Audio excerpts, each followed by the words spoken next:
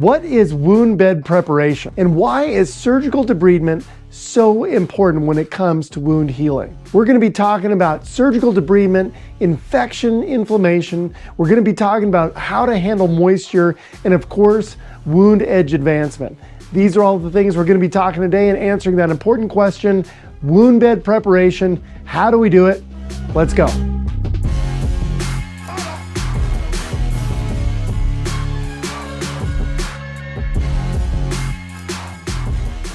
Welcome back to Citizen Surgeon. My name's Dr. Eric Pearson. I'm a pediatric surgeon, and I'm here to help you crush your exams, get it comfortable on the ward, in the ICU, and of course, in the operating room. We have been going on this quest to learn about wound healing, specifically how we can do wound care. And this has had 5 parts. First, we talked about systemic factors in wound care. We talked about local factors with wound healing. Today, we're going to be talking about wound bed preparation, and then we're going to be talking about wound dressings, and then, of course, wound closure. So, in that first talk, and I think you should definitely go back to that. Again, if you haven't watched that Wound 101, Wound Healing 101, go and watch that, because that tells you all about the different phases of wound healing. So when I say the inflammatory phase, what does that mean? When I say the proliferative phase, what does that mean? All right, so check out Wound Healing 101. Then watch that video, the systemic factors of wound healing. Learn why age, gender, obesity, nutrition, smoking, alcohol, cardiovascular disease, diabetes, medications, how do all these affect wound healing? Then watch that video on local factors. You're going to get into tissue oxygenation, infection, inflammation, and wound characteristics, as well as foreign bodies and why that's so important. But today, wound bed preparation. Okay, so the first thing I want you to take home is what? Before you treat the wound, treat the patient.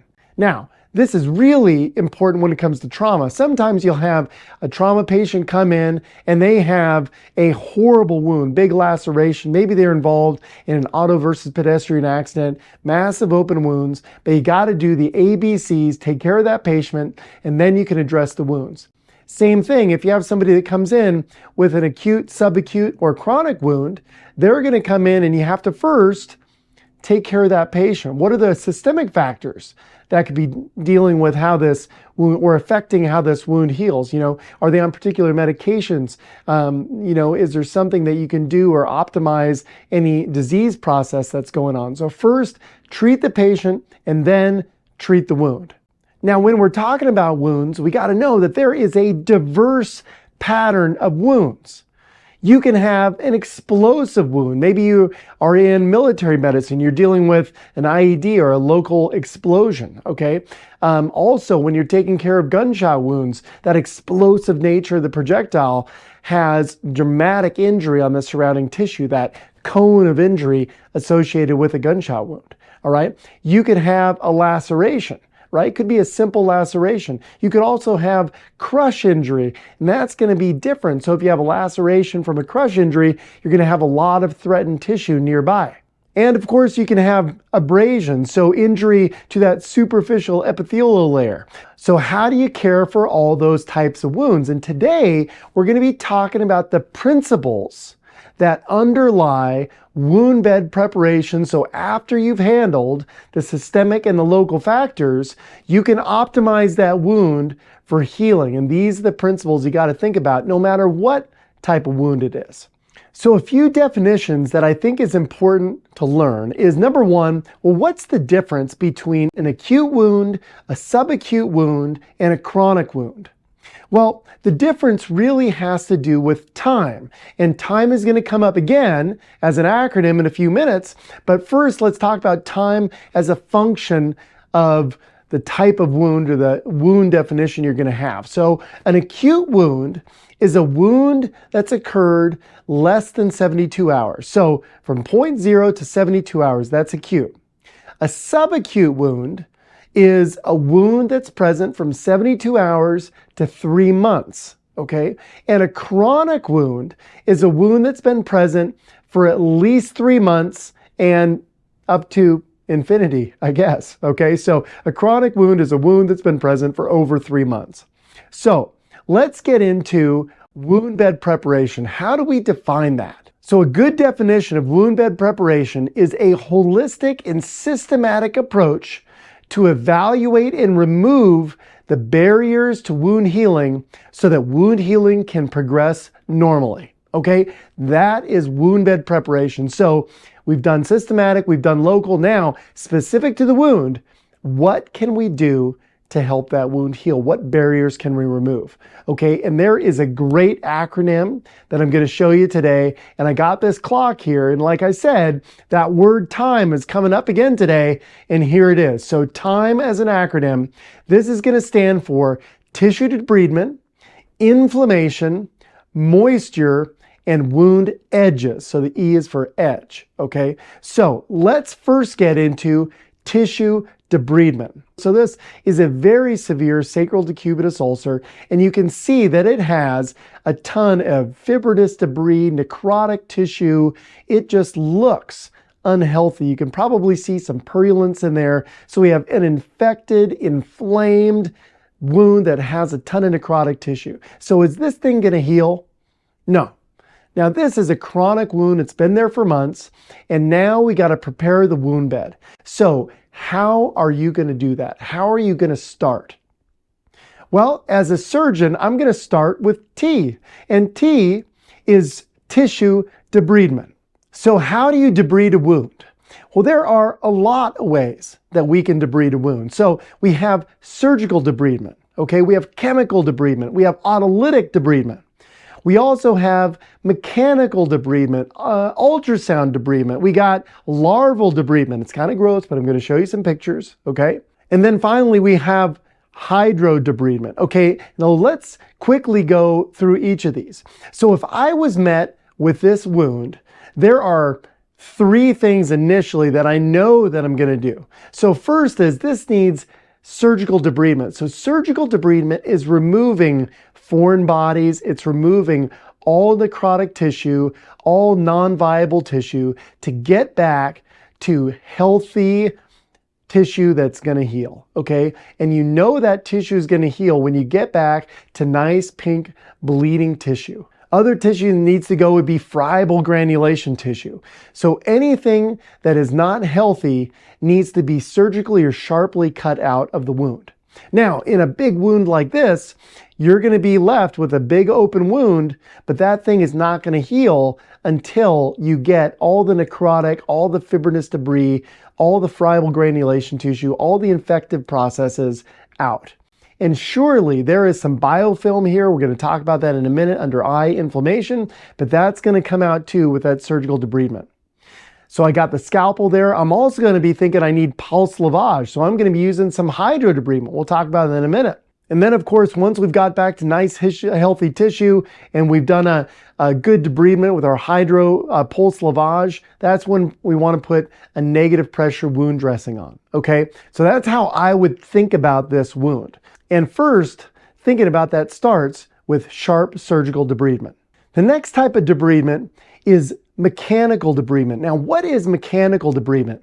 Mechanical debridement is different than surgical debridement because mechanical debridement is your wet to dry dressing, okay? So you put a moist dressing on, and as you remove that dressing, maybe twice a day, maybe once a day, you're going to be removing dead cells and debris, maybe even biofilm when you change that dressing.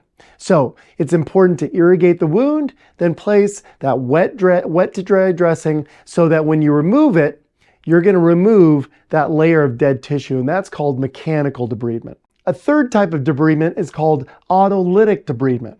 Now this is where we're going to use a dressing that absorbs moisture. So for example, Aquacel is a hydrocolloid dressing that's going to absorb moisture, and then that moisture is going to assist phagocytic cells to soften and degrade that necrotic tissue.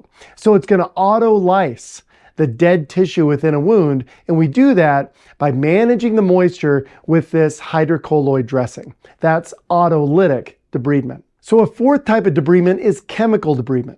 So in this example, this would be a silver dressing. Silver has antibacterial, antimicroorganism properties, but it could also be chlorhexidine. It could also be povidone iodine, and this is going to destroy microorganisms that are infecting tissue and can be used on infected wounds to help debride them and help with the autolysis, okay? So that's a form of debridement. That is chemical debridement. So larval debridement, so this is maggots, okay? So you might say, whoa, this is totally nuts, maggots, okay? So we use the larvae from the green bottlefly, okay? And I'm gonna put up the life cycle of the green bottlefly here. But we use larvae within a wound, and they are gonna break down all the slough and necrotic tissue within a wound. And if you're doubting me, and I can sense just a little bit of doubt, I want you to check out this paper. It's freely available. I'll throw it in the reference. And this is a review of when you can use, or when you should be using, maggots or larvae for wound debridement. So definitely keep that in your armamentarium. This is a fantastic paper that goes over all those indications, okay? And it's important that larvae, they can ingest pathological organisms, but they can't necessarily remove callus from a wound, okay? So let's get on to the next one. So the next form of debridement is called hydrodebridement. So that is like a pulse lavage. So often if I have an infected necrotic wound with a lot of dead tissue, after I surgically debride and remove the necrotic tissue sharply, I'm gonna pulse lavage that with saline to try to get any other debris out that I can. And this is an excellent form of wound bed preparation or debridement that really gets into the tissues and can get rid of any infective debris, can get rid of biofilm. It can also get rid of any foreign bodies like gravel or dirt that's in a wound. So pulse lavage or hydrodissection is excellent. The last type of dissection I want to talk about is called ultrasonic dissection. Now, ultrasonic dissection is another form where we use high frequency ultrasound to break down microorganisms and clean up that wound bed. Now, ultrasound has been shown to be helpful in preparing that wound bed for healing, and so it's just another modality that you can use. So now we've talked about tissue debridement, okay? We went over all those different types, all those different kind of choices at your disposal for cleaning up a wound. And now let's say you have a chronic wound that is not healing. It's over 3 months. What do you have to think about? Well, you really should be thinking about inflammation, that I in time. And the reason is because 60 to 90% of chronic wounds have what? They have biofilms. And what is a biofilm? So a biofilm is a structured consortium of microbial cells that is surrounded by this self-produced polymer matrix, okay? Like I said in the last video, it's a bunch of bacteria or other microorganisms that's surrounded in this slime. And that slime, or this self-produced polymer matrix, makes it really difficult for antibiotics to penetrate those bacteria and clear them from the wound. So chronic wounds, one of the reasons they're not healing is because of inflammation, and you gotta be thinking about biofilms. So when do we think about biofilms being present? We think about them in chronic wounds. We also think about them if you've had antibiotic failure, okay? If you've had an infection over 30 days, so over 1 month, and if there's friable granulation tissue present. So if any of these things are positive and you think you have a biofilm, you got to go back to T and do some wound bed preparation with debridement. Now that could be sharp debridement. It could be as simple as perhaps autolytic debridement or hydrocolloid gel, or adding a chemical debridement like a silver dressing to assist with breaking down that biofilm. Okay, so think about biofilms being present if indeed you've had a chronic wound or there is infection lasting over 30 days, no antibiotics are working, and of course you have friable granulation tissue. So let's talk about moisture. So moisture is the M in time. And when I'm talking about moisture, I'm not talking about water, I'm talking about exudate. So exudate is the fluid that is released in a healing wound. And this is a careful balance. So first, you need exudate to initiate your complement cascades and start that autolytic process in the wound. But if you have too much exudate, you're going to start getting matrix metalloprotease activity. You're going to have inhibition of fibroblast proliferation and inhibition of collagen laydown. So too much exudate is a bad thing, and that's going to limit your wound healing. So what can we do about it? So we have specific dressings that can help with moisture management. This one right here is a hydrofiber foam dressing, and that is going to limit exudate in a wound. And studies have shown, I have a couple of papers right here that show that hydrofiber foam dressings decrease MMP activity within a wound and assist in wound healing. If you have a wound that has a lot of exudate, has a lot of leakage, not only is this foam going to help with wound healing by eliminating protease activity, helping those fibroblasts proliferate, but it's also going to help with your wound edges. It's going to avoid macerating those wound edges. So dressings like this can be extremely helpful with moisture management. E stands for epithelial edge advancement, okay? Is the wound healing? All right? Do you have success? Well, success means what? So one of the things that we see in our wound care specialists, or what I do when I'm looking at a chronic wound, is I will look and measure that wound every time. And why do I measure it? I measure it because we should see a 20% reduction in the wound area after 2 weeks and a 40% reduction in the wound area after 4 weeks. That is a measurement of success. Well, some of those things that could be going on are what we talked about before. So inflammation, too much exudate, infection, biofilm. And so you might have to do some extra therapy to improve that wound healing. So after you've optimized, you've debrided, perhaps you've done some autolysis with an Aquacel dressing, perhaps maybe you did a silver dressing, you've already done some hydro lavage, and you've got rid of all the foreign bodies and biofilms, and you're happy with how the wound looks.